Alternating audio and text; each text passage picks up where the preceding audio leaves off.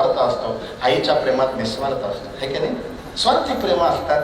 हा, माफी मागून बोलू, पैशानं बाई मिळेल, आई मिळेल काय? नाही मिळत. कामावरून मुलगा घरी आला, बाप म्हणतो बेटा कितना कमाया, कारण परीक्षेला पैसे भरेल राहते. बाप म्हणतो बेटा कितना कमाया. पत्नीने वरण भाताच्या कुकरचा गॅस कमी केला आणि नवऱ्याच्या हातातून बॅग घेऊन म्हणाली हळूच कानात, सुनते हो आज कितना बचाया. पोरगा अभ्यास करता करता वही पुस्तक बंद केलं, पळत गेलं, बापाच्या कमरेला बिलगून बोललं, पप्पा पप्पा खाने के लिए कुछ लाया. बघा स्वार्थी प्रेम. बाप म्हणतो कितना कमाया, पत्नी म्हणते कितना बचाया, मुलगा म्हणतो खाने के लिए कुछ लाया. आई म्हणली बेटा तू दिनभर इधर उधर भटका रे, आज तूने कुछ खाया. कोणी विचारलं?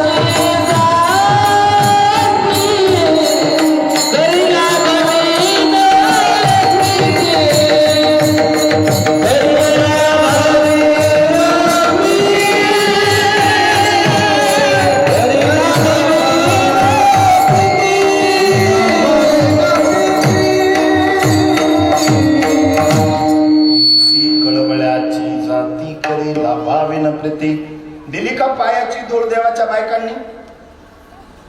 नको, आम्हाला नाही द्यायचं नरकाला. नारदा लवकर औषधान, डोकं दुखतं, देवा काही कामाच्या नाही एवढ्या बायका तुझ्या. दिली होती परत घेऊन टाकली. कृष्ण म्हणला आता एक काम कर, काय? आत्ताची आत्ता गोकुळात जा. असं म्हणताना कृष्णाचे डोळे पाणवले. कोण भक्ती केली गोपाळी, काय ती सोवळी का ओवळी, त्यांचे उचिष्ट कवळ मी गिळी, प्रेम समेळे डुलतो, कामी त्यांच्या अन्नासी भुकाळलो, यज्ञ पत्न्यासी मागो गेलो, मी तो भावार्थाचा भुकेलो, प्रेमाचा पाहुणेरा. अरे उद्धवा, कुठली भक्ती केली त्या गोपिकांनी? गावंढळ होते ते, पण त्यांची परमोच्च भक्ती होती. जा गोकुळात जा, माझ्या गोप गोपिकांच्या पायाची धूळ माती आण. तुमच्या लक्षात येते काय चाललं? संत चरणराजाचा परिणाम जडावर होतो, संत चरणराजाचा परिणाम देवावर होतो. नारदाने कृष्णाचा रथ जुंपला, अब्दागिरी कृष्णाची, रथाचे घोडे कृष्णाचे, रथ कृष्णाचा, आणि नारद बसून गोकुळात गेला. द्वारका ते गोकुळ खूप अंतर आहे, पण रथ गोकुळात पोहोचला. कस काय? कीर्तनात लगेच पोहोचत असतो, घड्याळामुळे पोहोचला. गोपिकांनी पाहिलं वरचे अब्दागिरी कृष्णाचे, रथाचे घोडे कृष्णाचे, रथ कृष्णाचा. सगळे पळत गेले, त्यांना वाटलं कृष्ण आला. जवळ येऊन पाहिलं तर कृष्ण नव्हता.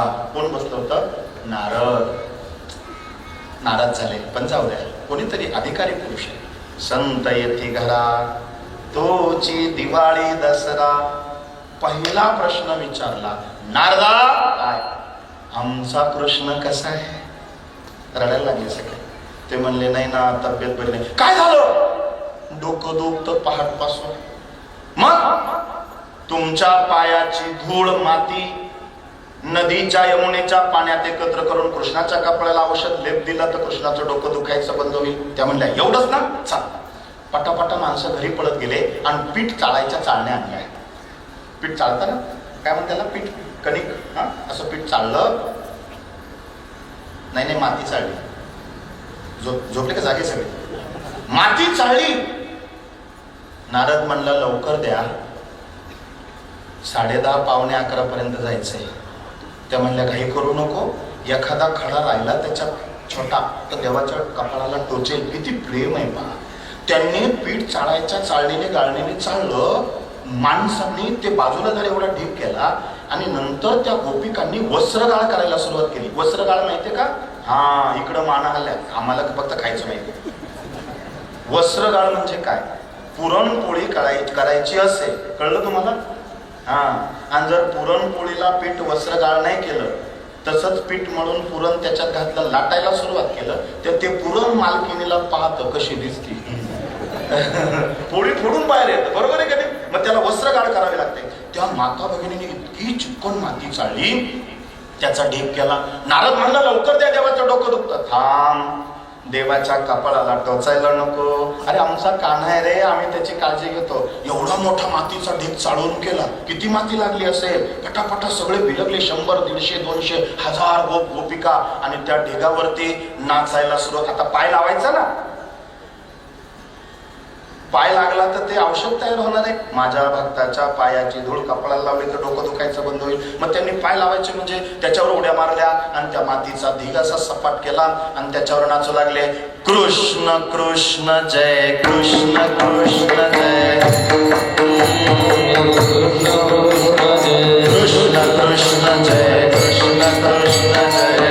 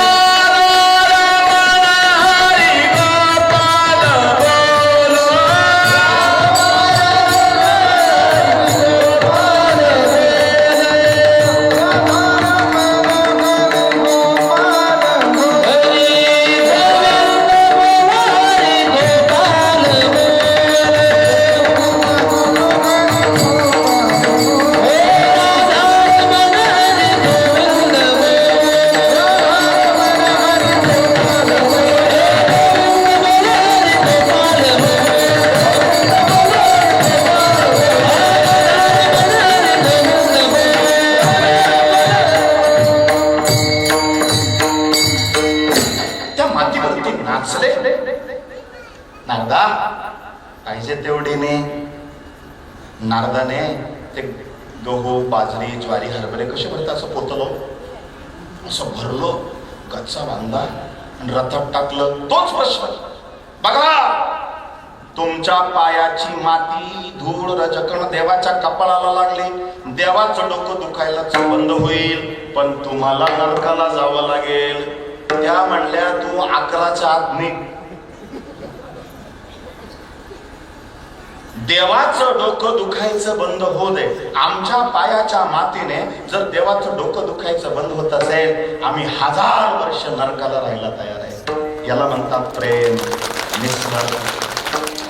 नारदाने ती माती नेली, गंगा यमुनेच्या पाण्यात एकत्र केली, देवाच्या कपाळाला लावली. देवाचं डोकं दुखायचं बंद झालं. देवईची चरणीची माती, देवईची चरणीची माती,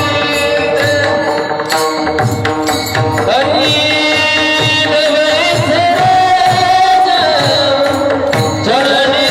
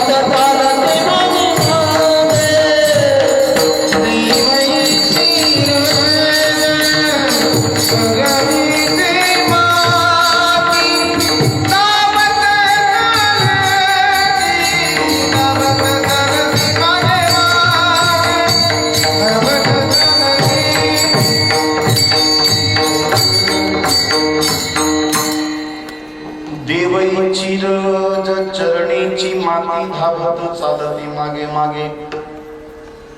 संत चरण राजाचा परिणाम लक्ष द्या जडावर होतो. संत चरण राजाचा परिणाम देवावर होतो. संत चरण राजाचा परिणाम जीवावर कसा होतो? अभंगाचं पहिलं चरण.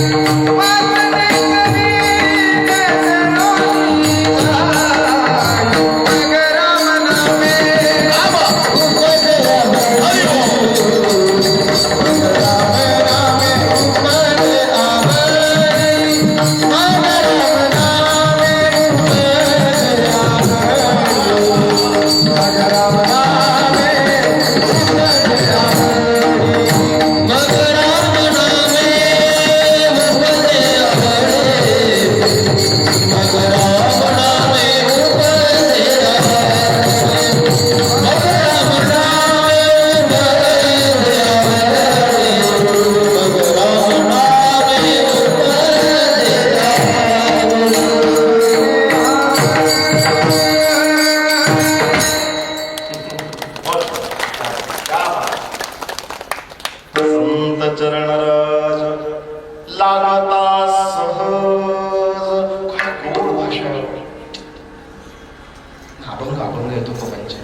सुचलं म्हणून लिहिलं असं नाहीये. इथून बाहेर आलं आणि परब्रह्माच्या मुखातले शब्द आहे. ब्रह्मणे रामेश्वर भट्ट द्विजा तुका विष्णू नाही तुझा. परब्रह्माच्या मुखातले शब्द ऐका इकडं लक्ष. संत चरण राज लागता सहज. काय शब्द वापरला? सहज. आता हा सहज शब्द अंडरलाईन करा. कोणता शब्द लक्षात ठेवला? सहज. कोणता? सहज. संत चरण रज लागता सहज.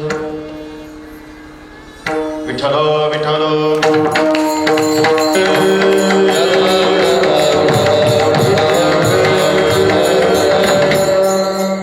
ध्यान से सुनिए, सर्वांगाचे कान करू नये का. सहज. आतापर्यंत आपण संत चरण रज म्हणजे फक्त संतांच्या पायाची माती धूळ इतकाच अर्थ घेतला, पण तुकोबांना इतका संकुचित अर्थ अपेक्षित नाही. संत चरण रज म्हणजे त्यांच्या मुखातील निघालेलं महावाक्य. पायाची धूळ हा एक अर्थ आणि त्यांच्या मुखातून निघालेलं एक वाक्य. कळलं का? मानाने आल्या. सोपं सोपं. जोपर्यंत तुम्ही प्रत्येक सिद्धांताला मान हलवित नाही तोपर्यंत मी सोपं सोपं सांगणार, मग 2 वाजले तरी चालेल. म्हणून माना हलवा, म्हणजे बळजबरी नका हलवू, कळल्या तो होच म्हणा. मी सोपं सांगणारा महाराज आहे. सोपं सांगायचं कीर्तन. हरि ओम श्रीमद पयोनिधी निकेतनम चक्रपाणे भोगिन्द्रं भोगमुनि रंजितं पुण्यमूर्ते योगीश शाश्वत शरण भवाब्धिपोतं लक्ष्मी नृसिंहमदेहि. काय कळलं? माझी सांगू काही सांगू? सोपेवर मामा सांगितलेच. अवघड असलेलं संतांनी सोपं सांगितलं आणि आमचे काही काही कीर्तनकार सोपं असलेलं अवघड करून सांगतात आणि त्याला खुशाल विद्वान म्हणतात. सोपं सांगितलं पाहिजे. लहान लेकरांना सुद्धा कळावं. संत चरणराजा लागता सहज. काय झालं? एक माणूस असा गल्लीतून चालला होता. गल्ली म्हणता का इकडं? आडी गल्लीतून चालला होता. तो चालला होता गावात. राम मंदिरात कोणीतरी महात्मा आला होता त्याच्या दर्शनाला. खूप लोक यायचे, तो पण चालला. आणि तो माणूस असा जात असताना एका ओसरीमध्ये, घराच्या पुढे अशी ओसरी असते ना, शेड असतं, ओसरी असते, त्याला पोपटाचा पिंजरा होता. इकडे पाहिलाय कधी? असतो पोपट. आणि तो कडी कुलपात त्या पिंजऱ्यात तो पोपट बंदिस्त होता. आणि त्या जाणाऱ्या माणसाला म्हणला तो पोपट, ओ काका कुठं चालले? तुम्ही म्हणाल पोपट बोलतो का? दृष्टांतातला बोलतो. काका काय कुठं चालले? तो म्हणला चाललोय राम मंदिरामध्ये, एक महात्माजी आले त्यांच्या दर्शनाला.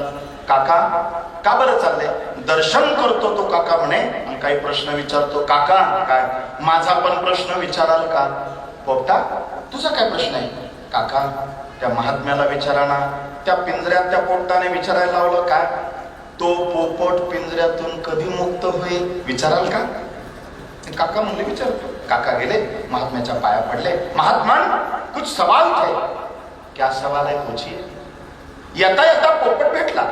मग पिंजऱ्यात बंदिस्त आहे. मग त्याने विचारायला सांगितलं, मी पिंजऱ्यातून कधी मुक्त होईल? महात्मा काहीच बोलला नाही. त्याने हात पाय हलवले, मान टाकून दिली, घेतलं खाली पडून. तो माणूस म्हणला, बाबाची तब्येत बिघडली का काय? तो माणूस गेला पळून. दुसऱ्या दिवशी तोच माणूस, तेच गाव, तीच गल्ली, तोच पिंजरा, तोच पोपट, तेच घर. काका पुढं चालले? चाललो ना महात्म्याच्या दर्शनाला. माझा प्रश्न विचारला का? म्हणे बाबा तुझा प्रश्न विचारला, पण महात्म्याची तब्येत बिघडली, माझेच प्रश्न राहून गेले. आता तुझ्यामुळं माझा प्रश्न राहिला, मी आता माझे प्रश्न. काका काय विचाराल का आज परत? काय? पोपट पिंजऱ्यातून मुक्त कधी होईल? बरं विचारतो. तो माणूस गेला, महात्म्याच्या पाया पडला. महात्मा कल आपकी तबियत बिगड़ी थी, इसकी वजह से मैं चला गया, कुछ पूछ नहीं सका. पूछूं मैं कल के सवाल? जरूर पूछिए. मेरे सवाल पूछने से पहले एक तोता बंदिस्त है, पिंजरे में बंद है. उसने आपको सवाल पूछने के लिए कहा है. तोते ने कहा मैं पिंजरे में से मुक्त कब होगा? महात्म्याने कालच्या सारखंच केलं. हात पाय हलवले, मान टाकून दिली, घेतलं पडून गेली. तो माणूस म्हणला, या पोपटाच्या प्रश्नात काय घोटाळा आहे का ना? मी पोपटाचा प्रश्न विचारला का महात्म्याची तब्येतच बिघडते. आता आज नाही, आज जायचं, उद्या यायचं, पण पोपटाचा प्रश्न विचारायचा नाही. आपलेच प्रश्न राहून गेले. 2 दिवसापासून सारख्या चक्र मारायला लागतात. 3रा दिवस तोच माणूस, तेच गाव, तीच गल्ली, तेच घर, तीच ओसरी, तोच पिंजरा, तोच. काका विचारलं? अजिबात नाही विचारलं. का? तुझ्या प्रश्नामुळं माझे प्रश्न राहून गेले. म्हणे काय झालं? अरे 2 दिवस झाले रे पोपटा तुझा प्रश्न विचारतो. मग काय? काही नाही, मी 2 दिवस झाले त्या महात्म्याला विचारतो, पोपट पिंजऱ्यातून मुक्त कधी होईल? मला प्रश्न विचारायला लावला. म्हणे मग काय होतं? काय नाही, 2 दिवस झाले तुझा प्रश्न विचारला का तो महात्मा हातपाय हलवतो, मान टाकून देतो, घेतो पडून. पोपट उड्या मारायला लागला पिंजऱ्यात. म्हणला काका तुमच्या प्रश्नाचं उत्तर मिळेल का ना मिळेल, सो आय डोंट नो, असं पोपट बोलला. मला माहित नाही, पण माझ्या प्रश्नाचं उत्तर 2 दिवस झाले महात्म्याने दिलंय. म्हणे कसा? त्या भिंतीच्या आड उभं राहून लपून पहा. म्हणलं काय? तो माणूस गेला लपून पाहत होता. पोपटाने काय केलं? पंख फडफड केले, मान टाकून दिली आणि घेतलं पिंजऱ्यात पडून. तुम्हाला कळलं? पडून घेतलं. मालक आला पेरू घेऊन. मालकाला वाटलं पोपट मेला. मालकाने पेरू खाली ठेवला, रडायला लागला. अगं काय मेला ग आपला तोता. हलत नाही डुलत असं पडेल. कुलूप उघडलं, कडी उघडली, दरवाजा उघडला, पोपटाला पंखाला धरलं, खाली ठेवलं. तो माणूस पाहत होता. खाली ठेवल्याबरोबर पोपटाने मान उचलली, भरकर. तुम्हाला एक शब्द मी 4 मिनिटापूर्वी अंडरलाईन करायला लावला होता. कोणता? सहज. खरंच सांगा, महात्मा काही बोलले होते का? महात्मे बोलतात, महात्मे सहज कृती करतात, पण जीवाचं हित असतं काय प्रमाणे? सहज बोलणे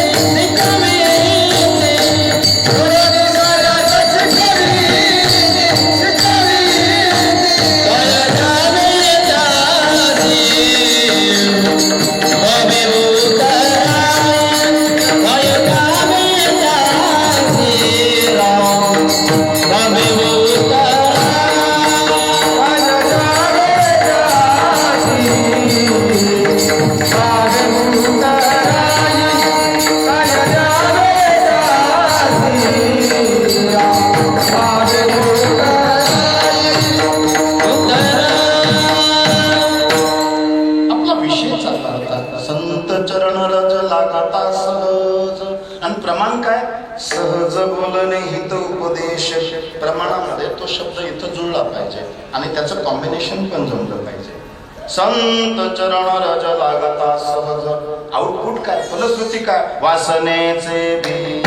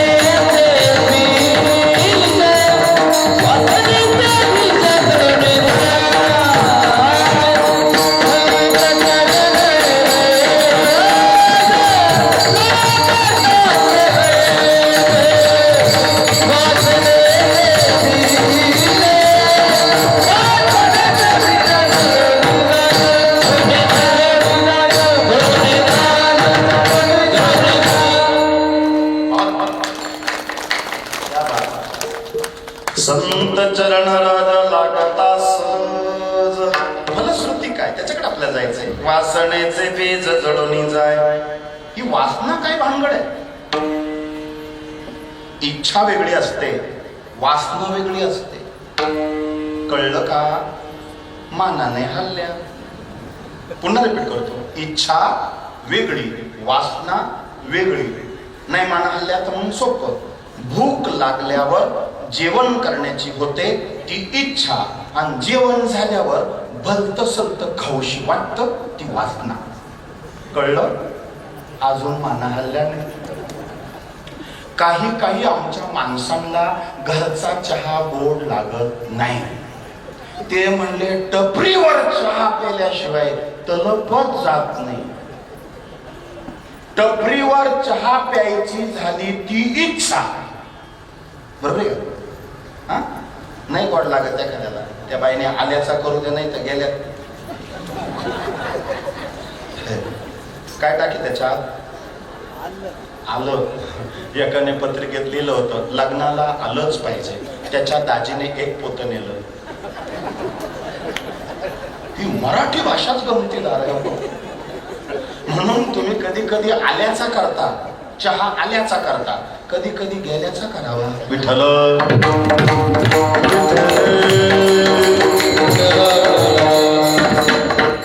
विनोदाचा भाग सोडून द्या, आपल्याला हसत खेळत पुढे जायचं. डिप्रेशन, टेन्शन नाही. माझी खात्री आहे तुम्हाला 10:30 पावणे 11 पर्यंत कोणालाच घरची आठवण येणार नाही. हो, दुःखाची आत्यंतिक निवृत्ती आणि परम आनंदाची प्राप्ती म्हणजे कीर्तन आहे. विठ्ठल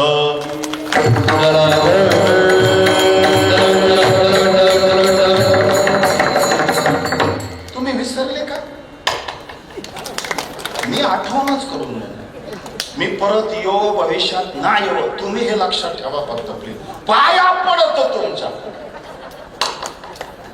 संत चरण रज लागता वासना.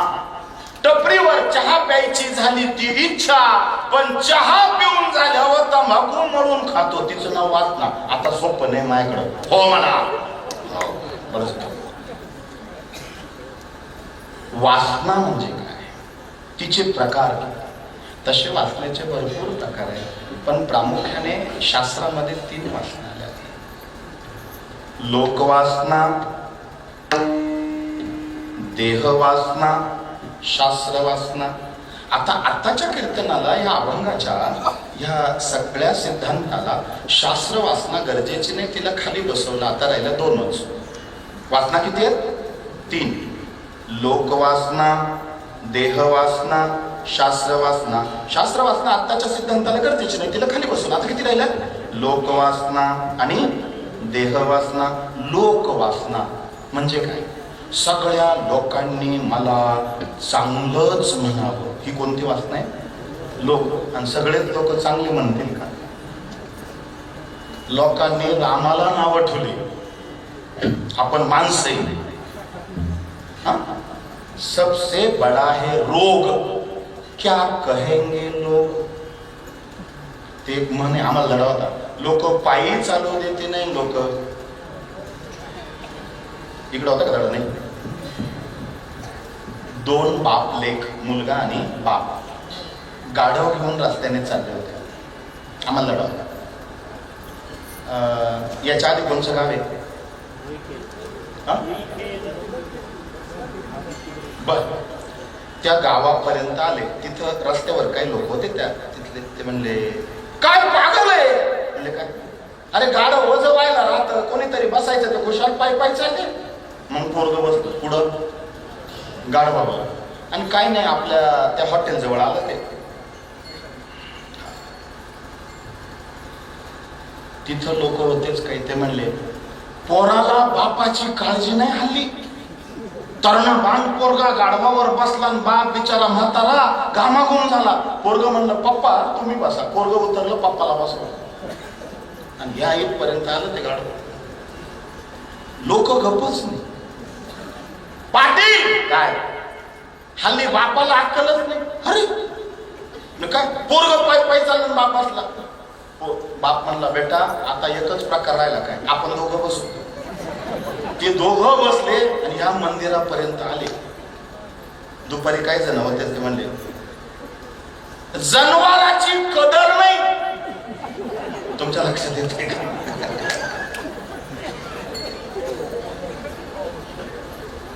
काय त्या गाढवाचा जीव म्हणत असे.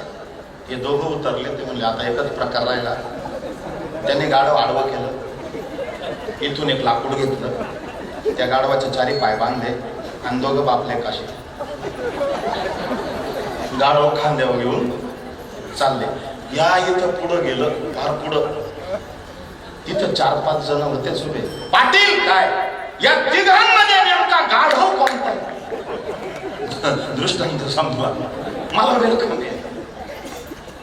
भयानक वासना आहे. लोक काय म्हणतील? रामाला सुद्धा ही वासना टाळता आली नाही. कोणीतरी धुणं धुणारा म्हणला सीता पवित्र का अपवित्र, सीतेचा त्याग केला रामाने. लोक वासना वाईट आहे. लोक काही म्हणू द्या, आपला प्रामाणिकपणे आपण सोडायचा नाही. कोणी काही म्हणू द्या, काही म्हणू द्या. इकडं फेटे बांधता का लग्नाला? बांधता, ते बंद करून टाका. आणि फेटा द्यायचा असेल तर या बाबाचा माझा फेटा आहे ना, मी तुम्हाला सोडला का असं मोकळा करून 8 ते 10 मीटरचा आहे. एवढा फेटा लग्नात वाटा, एवढा फेटा द्या. त्या तुम्ही वासरू सुद्धा बांधता येत नाही. कशासाठी पैसे खर्च करता? नाही भाऊबंद काय म्हणतील? आग लावू देता भाऊबंद काय म्हणतात? बंद करा. हे किती पैसे खर्च होतात त्याचे? चला ना आपण आता ह्या सप्त्यामध्ये संकल्पच करू. दुखवटे होता का इकडे? ते पण बंद करा. त्या शाली टॉवेल आमच्याकडे फार प्रथा आहे, आम्ही बंद केली.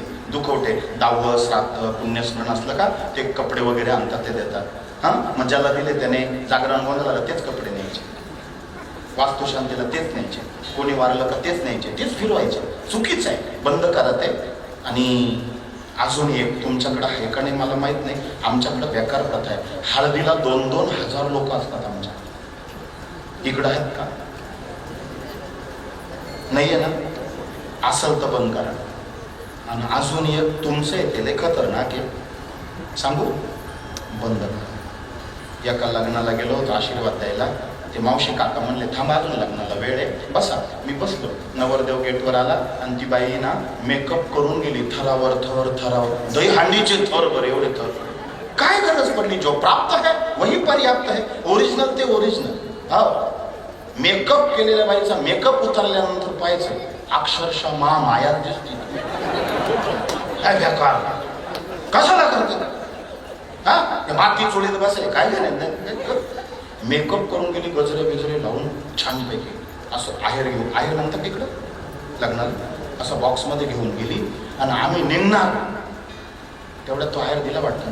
पायाचा आपटी खाली, केस विस्कटेल, ते काजळ ओळगळेल, ती लिपस्टिक इकडं लागेल. म्हणलं काका मावशीचे का? ते म्हणे हा चपलावरून तर तीच दिसती. ती वळखई ना. काय गो?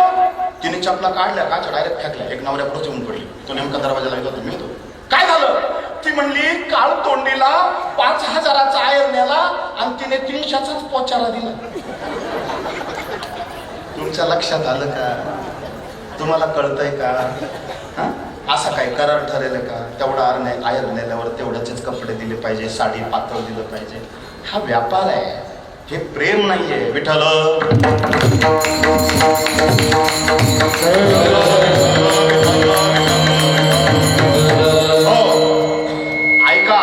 ऐका, सबसे बड़ा है रोग. क्या कहेंगे लोग? लोक वासना. नंतर येते देह वासना, शरीर वासना. आता या शरीर वासना 3 वासना आहेत. पटकन सांगतो, वेळ कमी, पुढे जायचं आपल्याला. देह वासनेमध्ये आपण पहिली 3 वासना पाहिल्या. कोणत्या? लोकवासना, देहवासना, शास्त्रवासना. शास्त्रवासनेची गरज नाही, आताच्या सिद्धांताला खाली बसवली. लोकवासना आणि आता येते शरीर देहवासना. या देहवासनेत 3 वासना आहे. सौंदर्य वासना,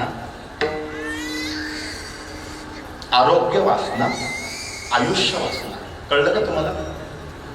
मला माहिती आहे मानस नाही हल्ला. सौंदर्य वासना, प्रत्येकाला वाटतं मी सुंदर दिसावं. वाटतं का नाही सांगा? वाटतं का नाही? नाही म्हणता? तुम्हाला वाटलं नसतं तर तुम्ही ब्युटी पार्लरात गेल्याच नसत्या. आणि आम्हाला वाटलं नसतं तर आम्ही वयाच्या 60व्या वर्षी डांबरीकरण केलंच नसतं. लक्षात येतंय का? ही कोणती वासना आहे? सौंदर्य वासना. एक आजीबाई आरशाच्या दुकानात गेल्या आणि त्या आरशावाल्याला म्हणे भारीतला आरसा दाखव. त्याने 2,000चा दाखवला. आजीने तोंड पाहिलं आणि दिला फेकून. त्याने तो पकडला. आजी तुम्ही म्हाताऱ्यात म्हणून मी काय बोलत नाही, माझ्या आजीच्या वयाच्या आहे. कोणी असतं तर भांडलो असतो. 2,000चं नुकसान झालं तर आरसा फेकता म्हणजे काय? ती म्हणली अजिबात चांगला नाही, अजून महागाचा दाखव. त्याने 7,000चा आरसा दाखवला. तिने तोंड पाहिलं परत लोटला. आजी घ्यायचं तर घ्या, नाही तर चालते व्हा. दोन्ही आरसे फुटले असते. ती म्हणली एवढ्या महागाचे आरसे काही तुझे दड नाही बाबा. म्हणे का? अरे मी लहान होते तेव्हा 4 आण्याचा आरसा यायचा, इतका भारी 4 दिसायचा. तो आरशावाला म्हणला अगं म्हातारी, आरशाचा दोष नाहीये तू का? 4 आण्यात आरसा यायचा तेव्हा तुझा थोबडा पण चांगला होता. लक्षात येत आहे का? मला सांगा, बालपणात जे दिसतं ते तरुणपणात दिसेल काय? तरुणपणात दिसेल ते म्हातारपणात दिसेल काय? नाही. आता हे लहान लेकरू आहे, किती छान आहे पहा, किती गोंडस आहे पहा. त्या तिथं त्या आईकडे लेकरू आहे, किती गोड आहे पहा. असं वाटतं ना, अरे बापरे पप्पी घ्यावा असे गाल ओढावे. या बाबांना वाटेल का? तुम्ही माझ्याकडे पाहा, त्यांच्याकडे अरे बापरे नाही वाटणार. वाटणार म्हणजे हा इथं विनोद इकडे पाहतो त्यांच्याकडे. का बरं? सौंदर्य वासना आहे, ती टिकते का सांगा मला? नाही टिकत. म्हणून जसंय तसं स्वीकारलं पाहिजे का नाही? जसंय तसं आपण स्वीकारलं. सौंदर्य वासना नंतर येते, आरोग्य वासना. प्रत्येकाला वाटतं मी आजारीच पडू नये, ही कोणती वासना आहे? आरोग्य वासना. पण आजारी वर्षभरात एकदा तरी आपण पडतो, सर्दी खोकला होतो. चला पुढं, शेवटची येते शरीर वासनेमध्ये आयुष्य वासना. प्रत्येकाला वाटतं मी मरूच नाही. पुढे जायचं आपल्याला पुढच्या चरणात. आयुष्य वासना म्हणजे काय? प्रत्येकाला वाटतं मी मरू नये. पण सांगा मला, मरण टाळता येतं का? शरीर जात आगवे, नाशिवंत स्वभावे, म्हणून या तो समजावे पंडकुमारा. किंवा अध्याय 13 ओवी 544 ज्ञानेश्वरी. आणि मृत्यू पुढा आहे तोची कल्पांतिका पाहे, परी आजीची होय सावधो जो. आपल्या पुढं मरण येऊन उभं टाकलेलं आहे. कोणती वासना? आयुष्य वासना. प्रत्येकाला वाटतं मी मरू नये, पण मरण आल्याशिवाय आता. एक कीर्तनकार कीर्तनात सांगत होते, मरण अटळ आहे, सगळे मरणार आहे. असं बोट करून म्हणले, सगळे मरणार आहे. लागल्या ना बाया माणसं सगळे रडायला लागले. हो सगळे मरणार आहे. राहिला म्हणला, घोगरगाव मधले टोटल मरणार आहे. बाया रडायला लागल्या, माणसं रडायला लागली. राहिला म्हणला, 7 दिवसात सगळे मरणार आहे. किती? सगळे मरणार किती दिवसात? आता त्याचं बरोबर होतं, पण त्याने तपशील दिला नाही. हप्त्याचे वार किती आहे? मग एक ठरलाय का नाही? बरोबर आहे ना. सगळे मरणार, 7 दिवसात मरणार. राहिला म्हणला, घोगरगाव मध्ये टोटल मरणार. सगळे रडत होते, बाया माणसं सगळे रडत होते. आणि एक म्हातारी नाचत होती, नाचत होती ती. शेजारची म्हणली, ए पागल, सगळे रडताय, तू नाचते, तुला काय डोक्यावर पडली का? पागल झाली का? डोकं फिरलं का? सायको येतोय. ती म्हणली, अगं आत्ताच बाबा म्हणला काय, घोगरगाव मधले सगळे मरणारे, तू का नाचती? ती म्हणली, मी पाहुणी आहे, तू पण मरणार आहे. विठ्ठल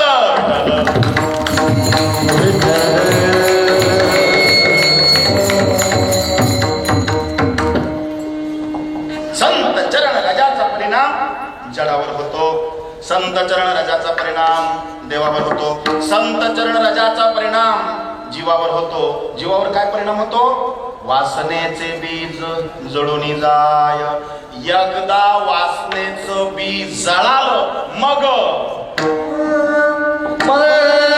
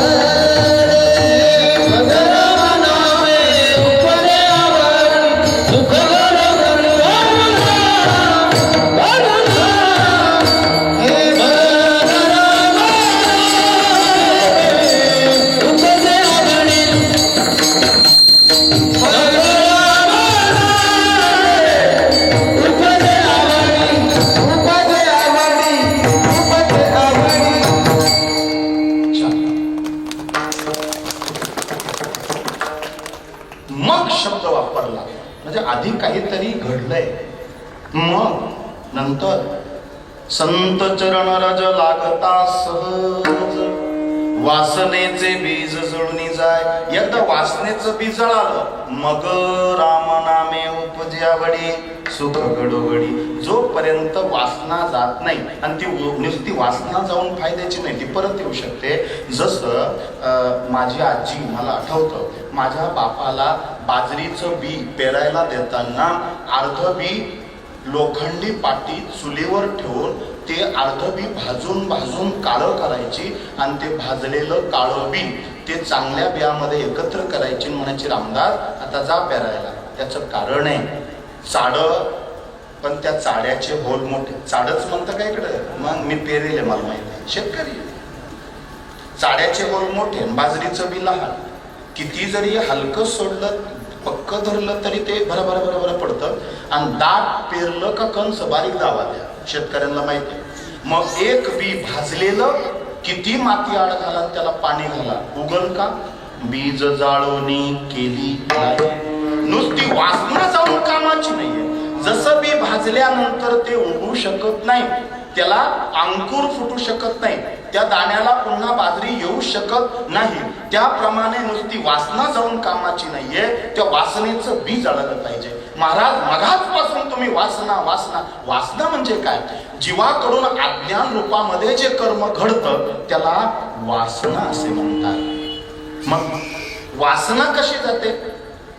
जो अज्ञान तिमिरनाशक अविकानन छेदक, जो सद्बुद्धीचा प्रकाशक विद्यादायक गुरुवर्य, ज्यांची आज कृपे करून सचिष्याला दे दिव्य ज्ञान. हा मी प्रमाण का दिलं? ही ओवी स्वामी चरित्रातली का म्हणली? इथं सेवेकरी आहे त्यांना कळेल. स्वामी चरित्रातली ओवी ही का म्हटलो मी? त्याचं कारण असं आहे. त्याचं कारण असं आहे, एकदा बी जाळलं, एकदा बी भाजलं तर ते पुन्हा उगवू शकत नाही, त्याला अंकुर फुटू शकत नाही. त्याचप्रमाणे सद्गुरूंचं अवतरण, सद्गुरूंचं आपल्या आयुष्यामध्ये येणं झालं का अज्ञानरूपी अंधकाराचा नाश होतो आणि ज्ञानाचा प्रकाश आपल्या आयुष्यात येतो. मग रामनामे कळलं का? मानाने हल्ले सोपं. एक जण डॉक्टरकडे गेला. डॉक्टर म्हणला काय झालं? तो म्हणला डॉक्टर खाल्लं का पचत नाही, पोट फुगलेलं असतं, एक पोळी खाल्ली तरी भूक लागत नाही, अक्षरशः मला त्रास व्हायला लागला, पचन तंत्र बिघडलं. डॉक्टर काय करू? काय? डॉक्टरांनी चेक केलं, म्हणलं काळजी नका करू, या 2 गोळ्या घ्या आणि घरी गेले का लगेच घेऊन टाका. दोन्ही सोबत घ्या. ते गेलं घरी, अशक्त झालं होतं, ते घरी गेलं, त्याने 2 गोळ्या घेतल्या. 2 गोळ्या घेतल्यावर 2 तासाने असा परिणाम झाला, उचल लोटा पळ. इतका अशक्त झाला तो, सारखा पळायचा. शेवटी त्याने तिकडं बाबळी खाली एक ड्रमच भरून ठेवला आणि तो तिथंच बसला. शेवटी 2 दिवसाने त्याला रिक्षात घातलं आणि पुन्हा त्याच डॉक्टरकडे गेलं. डॉक्टर म्हणला मग कस काय? अरे काय विचारतो डॉक्टर, अरे तू माणसाचा डॉक्टर आहे का म्हशीचा डॉक्टर आहे? आणि काय? अरे बाबा जेवण जात नाही, भूक वाढावी म्हणून तुझ्याकडे आलो, पण तू इतका बेकार 2 गोळ्या दिल्या. अरे भूक तर नाही, पण पोटात होतं तेवढं सगळं निघून गेलं. डॉक्टर म्हणला बाबा जोपर्यंत पोटातली घाण साफ होत नाही तोपर्यंत तुला भूक लागू शकत नाही. त्याचप्रमाणे आयुष्यातली घाण म्हणजे वासना जोपर्यंत जात नाही तोपर्यंत राम नामाची आवड निर्माण होत नाही. विठ्ठल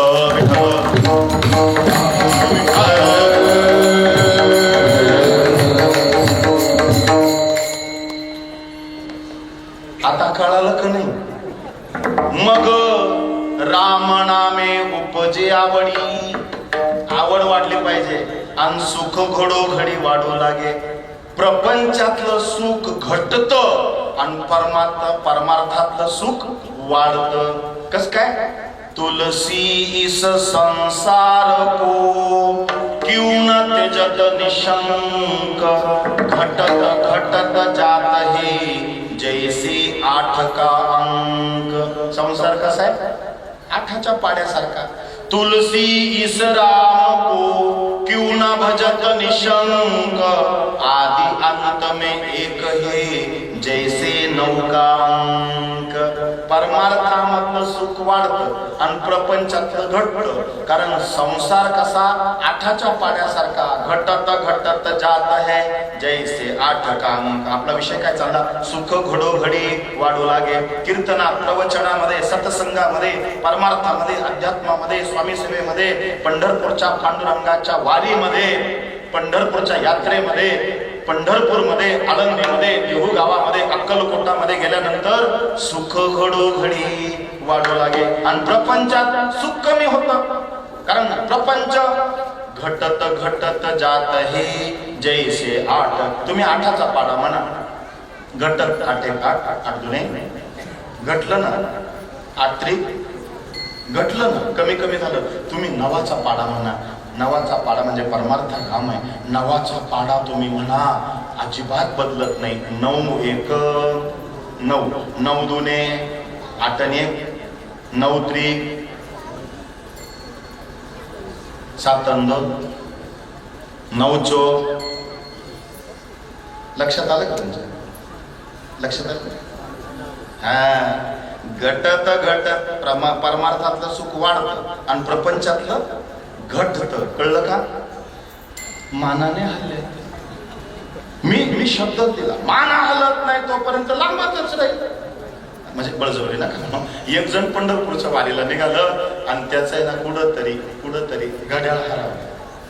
ते परत घरी निघालं. तो म्हणला पांडुरंगाने काही चांगलं नाही केलं. माझ्या बायकोने मला गिफ्ट म्हणून घड्याळ दिलं, ते हरवलं, काय फायदा नाही, चला घरी. ते घरी चाललं. बरं, घरी दड नाही गेलं. जिडं पंगत राहायची ज्या गावात, तिकडे सारखे दगड उकर, माती उकर. ते दगड उकरता त्याला घड्याळ सापडलं, पण 2 तोळ्याची अंगठी सापडली. ते म्हणलं जय विठ्ठल, परत पंढरपूर. कळलं का तुम्हाला? प्रपंच असं नाही. मग त्याने ना जसा अंगठीचा हात खिशात घातला ना, तसा घरी येईपर्यंत काढला, परत हरवला. पहाटेच घरी गेला, मोकार खरेदी केली, 2 तोळ्याची सापडली ना. बायकोला म्हणलं बाय 2 तोळ्याची. ती म्हणजे अर्धा तोळा तरी मला द्या. हा देईल तुला.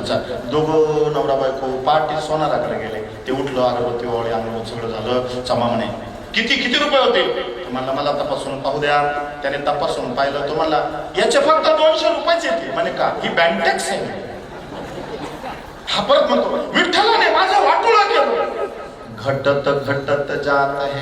अंगी प्रेमाचे भरते, नेघे उतार चढते. परमार्थामधला आनंद सुख वाढत जातो आणि प्रपंचातला घटत जातो. आता तो आनंद वाढतो म्हणजे नेमकं काय होतं? अभंगाचं कंठी प्रेम दाटे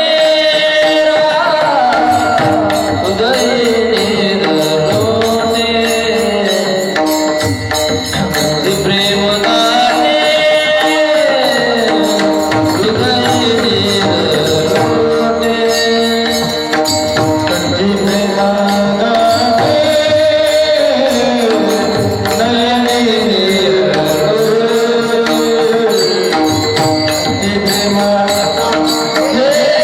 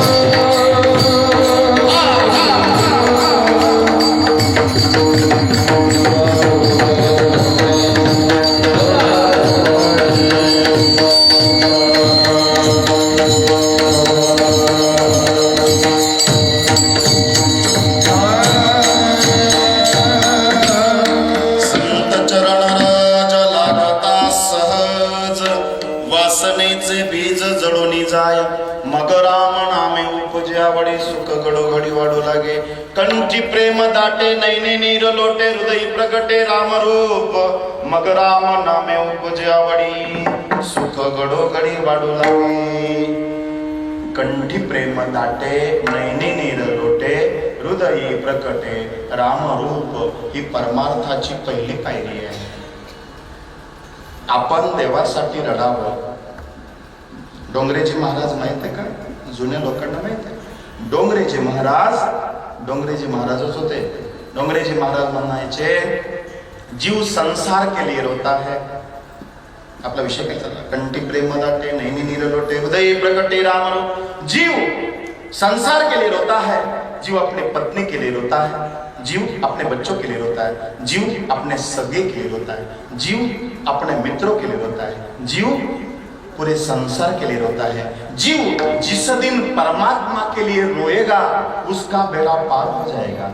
पांडुरंगा पुढे गेल्यावर पंढरपूरला आपल्या डोळ्यात पाणी येणं ही प्रेमाची पहिली अवस्था आहे. आणि आपल्यामुळं पांडुरंगाच्या डोळ्यात पाणी येणं ही प्रेमाची परमोच्च अवस्था आहे. लक्षात घ्या. आणि ती साधू संतांना प्राप्त झाली आहे. आणि त्या साधू संतांचे संत चरण राज लागता सहज वासनेचे वीज घडून जाय मग राम नामे उपजावडी सुख घडोघडी वाढू लागे.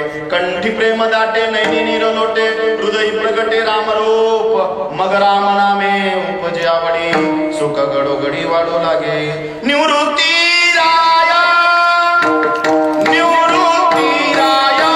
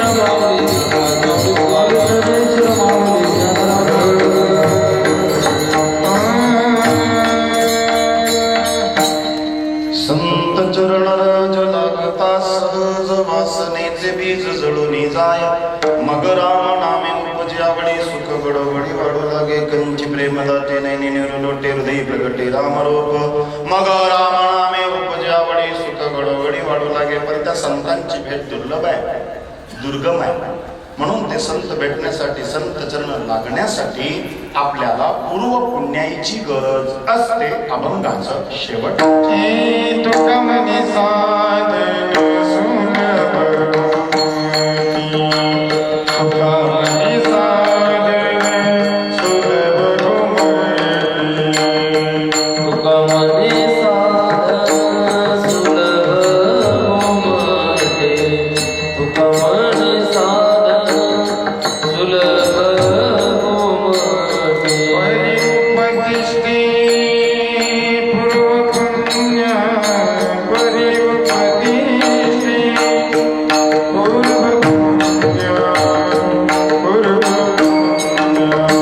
मग राम नामे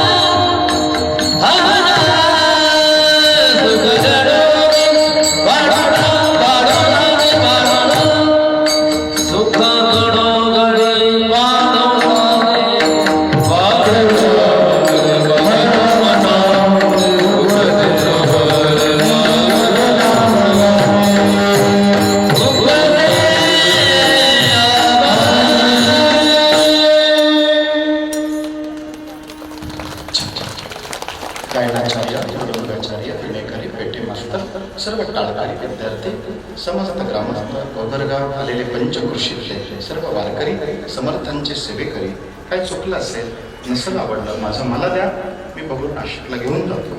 तुम्हाला आवडलं असेल एखादं वाक्य तरी कीर्तनात आवडलं असेल सोबत न्या. कर्म धर्म संयोगाने प्रभू रामचंद्र समर्थ माऊली तुमचं कल्याण करो. हीच महाराजांच्या चरणी, प्रभू रामचंद्रांच्या चरणी, विठ्ठल रुक्मिणीच्या, ज्ञानोबा तुकोबांच्या चरणी ही विनंती करतो. मी मतिमंद ज्ञबाळ घेतली असे थोराळ, ती पूर्वी नारदयाळ सद्गुरुराज प्रणची करताने करविता तोच एक स्वामीनाथा माझी आठाई वार्ता. मी पणाची नसे धन्यवाद. कृष्णार्पण. श्री स्वामी समर्थ चरणार्पणमस्तु. विठ्ठल जय जय जय जय पुरी पुरी वेणे वाकोडे